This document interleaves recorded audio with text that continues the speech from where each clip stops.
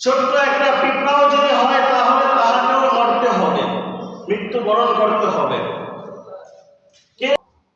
তোমাদেরকে যে জন্ম দেওয়া হয়েছে এই জন্ম থেকে আবার তোমাদেরকে মৃত্যু দেওয়া হবে। এই মৃত্যুর পরে তোমাদের যে আমলটা দেখা হবে সে আমল হলো আহসানু আমালা, উত্তম আমল, সুন্দর আমল। ওয়া হুয়াল আজিজুল গফুর, কেননা আল্লাহ রাব্বুল আলামিন অতিশয় দয়ালু। আল্লাহ তাআলা দয়ালু, মেহেরবান আল্লাহ, ক্ষমাশীল আল্লাহ।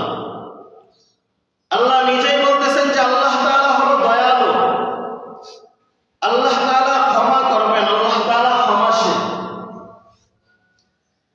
এই যে আল্লাহ ক্ষমা করবেন, আল্লাহ তাআলা যে দয়াশীল, এর আগে আল্লাহ তাআলা মৃত্যু আর হায়াতের কথা আলোচনা করেছেন।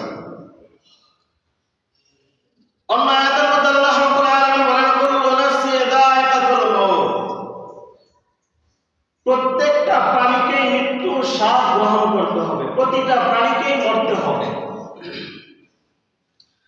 সেই প্রাণীটা মানুষ হোক বা অন্য কোনো জীবজন্তু হোক, ছোট্ট একটা পিঁপড়াও যদি হয় তাহলে তাহাকেও মরতে হবে, মৃত্যুবরণ করতে হবে।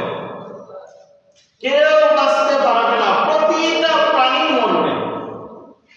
কারণ আল্লাহ তাআলা বলেছেন কুল্লু নাফসিন যায়িকাতুল মাউত, মরণ লাগবেই, প্রতিটা প্রাণীকেই মৃত্যুর স্বাদ গ্রহণ করতেই হবে।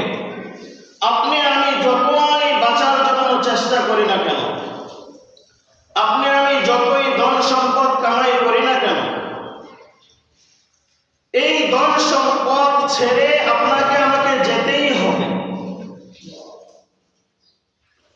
এই বাঁচার চিন্তা ছেড়ে আপনাকে আমাকে যেতেই হবে, কারণ মৃত্যু আল্লাহ তাআলা আপনার আমার ভাগ্যে তাকদীরে লিখে দিয়েছেন।